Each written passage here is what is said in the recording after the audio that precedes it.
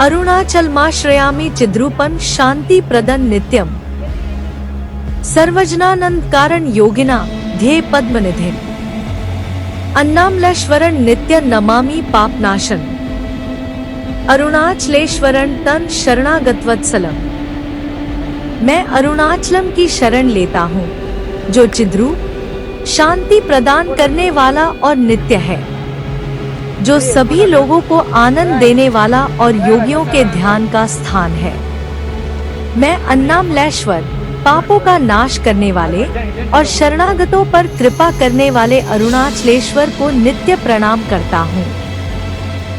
यह श्लोक भगवान शिव की अरुणाचलेश्वर रूप में स्तुति करता है और उनके दिव्य स्वरूप शांति, आनंद और कृपा का वर्णन करता है।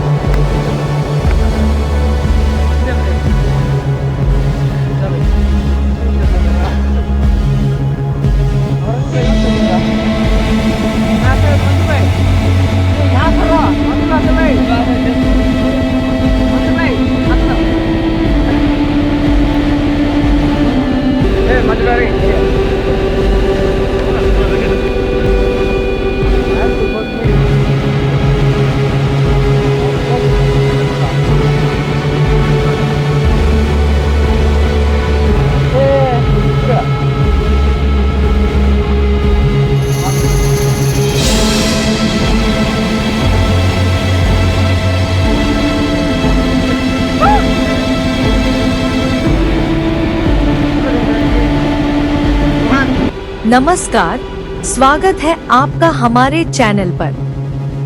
आज हम आपको लेकर चलेंगे तमिलनाडु के तिरुवन्नामलई में स्थित अरुणाचलेश्वर मंदिर की दिव्यता के दर्शन करने। अन्नामलई न केवल एक धार्मिक स्थल है, बल्कि यह आत्मज्ञान और शांति की खोज में लगे साधकों के लिए एक प्रेरणा स्थली भी है। यहाँ का हर कोना, हर दृश्य हमें आत्मचिंतन और आध्यात्मिकता की ओर प्रेरित करता है।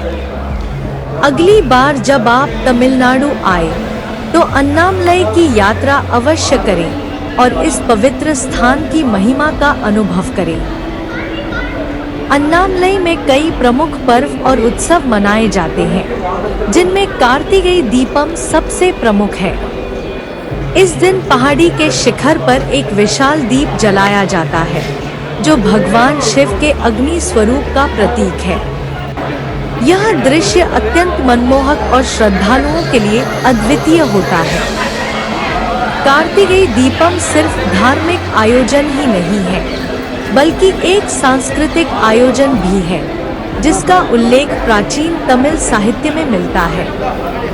इस त्योहार में दीप जलाने पर जोर दिया जाता है, जो अंधकार को दूर करने और दिव्य प्रकाश फैलाने का प्रतीक है।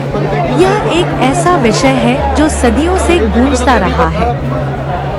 इतिगाई दीपम का मुख्य आकर्षण अरुणाचल पहाड़ी के ऊपर महादीपम जलाना है। घी से भरी एक बड़ी कड़ाही और एक बाती जलाई जाती है और इस प्रकाश स्तंभ को मीलों दूर से देखा जा सकता है। यह कृत्य शिव की अनंत प्रकृति का प्रतीक है और उनकी सर्वव्यापकता की याद दिलाता है। अरुणाचलेश्वर मंदिर में भक्त प्रार्थना करने और अनुष्ठानों में भाग लेने के लिए आते हैं। अरुणाचलेश्वर मंदिर का कार्तिकेय दीपम उत्सव विशेष रूप से प्रसिद्ध है। यह उत्सव हर साल नवंबर से दिसंबर महीने में मनाया जाता है, जब अन्नामलई पहाड़ी पर एक विशाल दीपक जलाया जाता है, जिसे देखने के लिए लाखों श्रद्धालु यहाँ आते हैं। अन्नामलई का एक और प्रमुख आकर्षण है गिरिवलम, जो अरुणाचल पहाड़ी की परिक्रमा है। हर पूर्णिमा को हजारों श्रद्धालु इस पहाड़ी की 14 किलोमीटर लंबी परिक्रमा करते हैं। यह परिक्रमा भगवान शिव के प्रति उनकी आस्था और श्रद्धा का प्रतीक है। कार्तिकेय दीपम उत्सव का एक अभिन्न अंग अरुणाचल पहाड़ी की परिक्रमा गिरिवलम की प्रथा है। भक्त भक्ति और तपस्या के एक कार्य के रूप में अक्सर नंगे पैर 14 किलोमीटर की यह पैदल यात्रा करते हैं। ऐसा माना जाता है कि कार्तिकेय दीपम की रात को गिरिवलम करने से अपार आध्यात्मिक लाभ मिलता है। कार्तिकेय दीपम की उत्पत्ति हिंदू पौराणिक कथाओं में निहित है। यह त्योहार उस दिन की याद दिलाता है जब भगवान शिव ने भगवान ब्रह्मा और भगवान विष्णु के बीच विवाद को सुलझाने के लिए अग्नि के एक अनंत स्तंभ के रूप में प्रकट हुए थे कि सर्वोच्च देवता कौन है। न तो ब्रह्मा, जिन्होंने शीर्ष को खोजने के लिए एक हंस का रूप धारण किया, और न ही विष्णु, जिन्होंने नीचे की खोज के लिए एक सूअर का रूप धारण किया, वे इस ज्वलंत स्तंभ के सिरों का पता लगा सके। माना जाता है कि शिव का यह प्रकटीकरण अरुणाचल की पहाड़ी पर हुआ था। यही वजह है कि यह त्योहार तिरुवन्नामलाई में इतनी भव्यता के साथ मनाया जाता है। अरुणाचल पहाड़ियों की परिक्रमा या परिक्रमा एक बहुत ही लोकप्रिय अनुष्ठान है। इसे गिरिवलम के नाम से जाना जाता है। गिरि का अर्थ है पहाड़ी और वलम का अर्थ है परिक्रमा। यह ट्रेक लगभग 14 किलोमीटर का है, जो अरुणाचलेश्वर मंदिर के पूर्वी गोपुरम द्वार शुरू होता है। आम तौर पर गिरिवलम की शुरुआत सुबह जल्दी या देर शाम को की जानी चाहिए, लेकिन पूर्णिमा की रात को परिक्रमा करना बहुत लोकप्रिय है। अरुणाचल पर्वत मानव दृष्टि से 3000 फीट ऊंचा है, लेकिन सिद्धों के लिए यह एक अनंत पर्वत है जिसका कोई छोर नहीं है।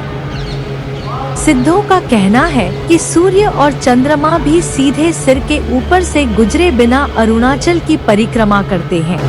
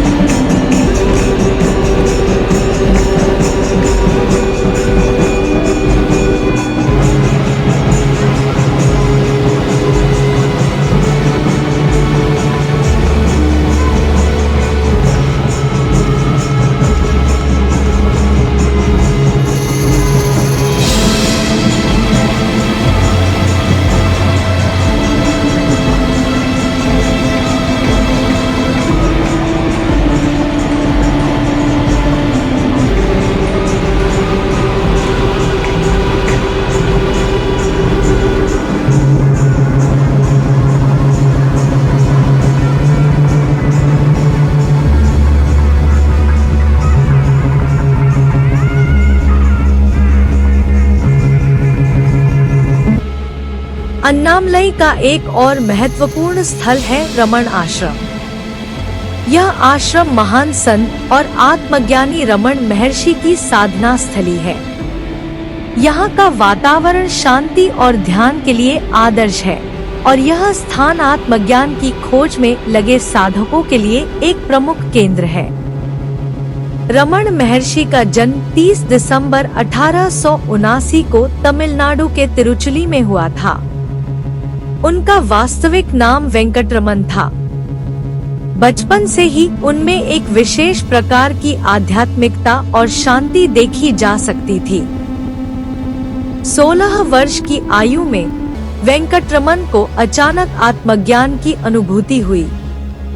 यह अनुभव इतना गहरा था कि उन्होंने अपने परिवार और घर को छोड़कर अरुणाचल की ओर प्रस्थान किया, जहां वे तिरुवन्नामलई के अरुणाचलेश्वर मंदिर में बस गए। रमण महर्षि की प्रमुख शिक्षा थी आत्मविचार, मैं कौन हूँ, इस प्रश्न के माध्यम से आत्मज्ञान की खोज करना। उनका मानना था कि यह साधना हमें हमारे वास्तविक स्वरूप का बोध कराती है और हमें परम शांति प्रदान करती है। 1930 के दशक में रमण महर्षि के अनुयायियों ने तिरुवन्नामलई में रमण आश्रम की स्थापना की। यह आश्रम आज भी आध्यात्मिक साधकों और श्रद्धालुओं के लिए एक प्रमुख तीर्थ स्थल है। यहाँ का वातावरण शांति और ध्यान के लिए आदर्श है।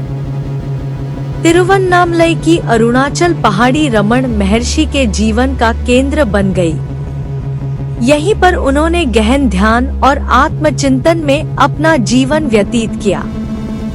अरुणाचलेश्वर मंदिर और उसकी पवित्रता ने उनके जीवन को एक नई दिशा दी।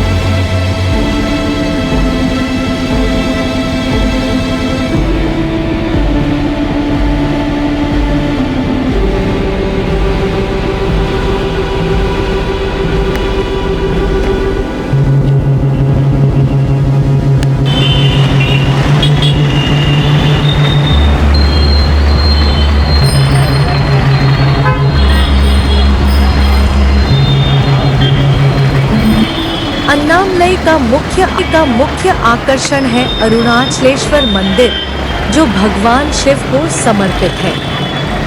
यह मंदिर अपनी विशालता और अद्वितीय वास्तुकला के लिए प्रसिद्ध है।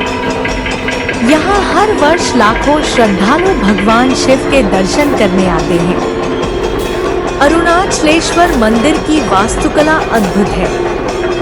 यहाँ की प्रत्येक मूर्ति और नक्काशी कला का उत्कृष्ट उदाहरण है। मंदिर के गर्भगृह में स्थित शिवलिंग को अग्निलिंगम कहा जाता है, जो 5 तत्वों में से अग्नि तत्व का प्रतीक है। तिरुवन्नामलई पंचभूत स्थलंगल में से एक है, जो चिदम्बरम, श्रीकालहस्ती, तिरुवनीकोयल तथा कांचीपुरम के साथ अग्नि तत्व को दर्शाता है, जिनमें ये 4 क्रमशः पंचभूत तत्वों आकाश, हवा, जल और पृथ्वी का प्रतिनिधित्व करते हैं। वैसे तो 4 ब्रह्मोत्सवम हर वर्ष मनाए जाते हैं, लेकिन सबसे प्रसिद्ध वह है जो तमिल महीने कार्तिकेय नवंबर/दिसंबर में पड़ता है। 10 दिनों तक चलने वाले इस कार्यक्रम की समाप्ति कार्तिकेय दीपम से होती है। संध्या को एक बड़ी कड़ाही में 3 टन घी डालकर इसे दीप के रूप में अन्नमलई पहाड़ के सबसे ऊपरी हिस्से पर रखकर जलाया जाता है। हर पूर्णिमा की रात करीब 10,000 तीर्थयात्री भगवान शंकर की पूजा करते हैं और खाली पैरों से अरुणाचल पहाड़ी की परिक्रमा करते हैं। इस परिक्रमा की कुल दूरी तकरीबन 14 किलोमीटर है। तमिल कैलेंडर के अनुसार इस वार्षिक चित्र पूर्णिमा की रात हजारों श्रद्धालु विश्व के कोने-कोने से इस पवित्र शहर में आते हैं। अरुणाचलेश्वर मंदिर, जिसे अन्नामलाइयार मंदिर भी कहा जाता है, भगवान शिव को समर्पित एक हिंदू मंदिर है, जो भारत के तमिलनाडु के तिरुवन्नामलाई शहर में अरुणाचला पहाड़ी के तल पर स्थित है। यह शैव धर्म के हिंदू संप्रदाय के लिए महत्वपूर्ण है, क्योंकि यह 5 तत्वों, पंचभूत स्थलम और विशेष रूप से अग्नि तत्व से जुड़े मंदिरों में से एक है। शिव की पूजा अरुणाचलेश्वर या अन्नामलाइयार के रूप में की जाती है और उन्हें लिंगम द्वारा दर्शाया जाता है। उनकी मूर्ति को अग्नि लिंगम कहा जाता है। उनकी पत्नी पार्वती को उन्नावलाई अम्मन या अपितकुचा अम्बल के रूप में दर्शाया गया है। पीठासीन देवता को 7वीं शताब्दी के तमिल शैव विहित कार्य तेवर में प्रतिष्ठित किया गया है, जिसे तमिल संत कवियों ने लिखा था, जिन्हें नयनार के रूप में जाना जाता है और जिन्हें पाडल पेट्रा स्थलम के रूप में वर्गीकृत किया गया है। 9वीं शताब्दी के शैव संत कवि मणिक कवसागर ने यहाँ तिरुवेंपवई की रचना की थी। मंदिर परिसर 10 हेक्टेयर में फैला है और यह भारत में सबसे बड़े मंदिरों में से एक है। इसमें 4 प्रवेश द्वार हैं, जिन्हें गोपुरम के नाम से जाना जाता है। सबसे ऊंचा पूर्वी टॉवर है, जिसमें 11 मंजिलें हैं और इसकी ऊंचाई 66 मीटर 217 फीट है, जो इसे सेवप्पा नायकर वंश द्वारा निर्मित भारत के सबसे ऊंचे मंदिर टावरों में से एक बनाता है। मंदिर में कई मंदिर हैं, जिनमें अरुणाचलेश्वर और उन्नावलाई अम्मन के मंदिर सबसे प्रमुख हैं। मंदिर परिसर में कई हॉल हैं। सबसे उल्लेखनीय विजयनगर काल के दौरान निर्मित 1000 स्तंभों वाला हॉल है। वर्तमान चिनाई संरचना 9वीं शताब्दी में चोल राजवंश के दौरान बनाई गई थी, जबकि बाद के विस्तार का श्रेय संगमा राजवंश 1336 से 1485, सलुवा राजवंश और तुलुवा राजवंश 1491 से 1570 के विजयनगर शासकों को दिया जाता है। मंदिर का रखरखाव और प्रशासन तमिलनाडु सरकार के हिंदू धार्मिक और धर्मार्थ बंदोबस्ती विभाग द्वारा किया जाता है। पूर्व में स्थित राजा गोपुरम स्तंभ 11 मंजिली है और इसकी ऊंचाई 217 फीट है। यह विशाल मंदिर मजबूत दीवारों से घिरा हुआ है, जिसमें 4 गोपुर प्रवेश द्वार हैं, और ये मंदिर को एक विराट रूप देता है। बाकी के 3 गोपुरम, पेई गोपुरम, तिरुमनजाना गोपुरम और अन्नमलई गोपुरम हैं। विजयनगर के कृष्णदेव रायर ने इस मंदिर के 1000 स्तंभों वाले भवन और मंदिर के तालाबों का निर्माण कराया था। वलाला महाराज गोपुरम और कीली गोपुरम जैसे प्रत्येक प्रकारम में एक विशालकाय नंदी और अनेक स्तंभ हैं। दंतकथा। हिंदू पौराणिक कथाओं के अनुसार शिव की पत्नी पार्वती ने एक बार कैलाश पर्वत पर अपने निवास स्थान पर फूलों के बगीचे में अपने पति की आंखें खेल खेल में बंद कर दी थी। हालांकि देवताओं के लिए यह केवल एक पल का समय था, लेकिन ब्रह्मांड से सारा प्रकाश छीन लिया गया और बदले में पृथ्वी वर्षों के लिए अंधेरे में डूबी रही। पार्वती ने शिव के अन्य भक्तों के साथ तपस्या की। तब उनके पति अन्नामलाई पहाड़ियों की चोटी पर आग के एक विशाल स्तंभ के रूप में प्रकट हुए, जिससे दुनिया में रोशनी लौट आई। फिर वह पार्वती के साथ विलीन हो गए और शिव के आधे महिला आधे पुरुष रूप अर्धनारीश्वर का निर्माण किया। यह लाल पहाड़ अरुणाचलेश्वर मंदिर के पीछे स्थित है और अपने नाम के मंदिर से जुड़ा हुआ है। पहाड़ी अपने आप में पवित्र है। एक अन्य किंवदंती यह है कि एक बार जब विष्णु और ब्रह्मा श्रेष्ठता के लिए प्रतिस्पर्धा कर रहे थे, शिव ज्वाला के रूप में प्रकट हुए और उन्हें उसका स्रोत खोजने की चुनौती दी। ब्रह्मा ने हंस का रूप धारण किया और ज्वाला के शीर्ष को देखने के लिए आकाश में उड़ गए, जबकि विष्णु वराह बन गए और उसका आधार ढूंढने लगे। इस दृश्य को लिंगोद्भव कहा जाता है और अधिकांश शिव मंदिरों के गर्भगृह में पश्चिमी दीवार पर इसका प्रतिनिधित्व किया जाता है। न तो ब्रह्मा और न ही विष्णु स्रोत का पता लगा सके।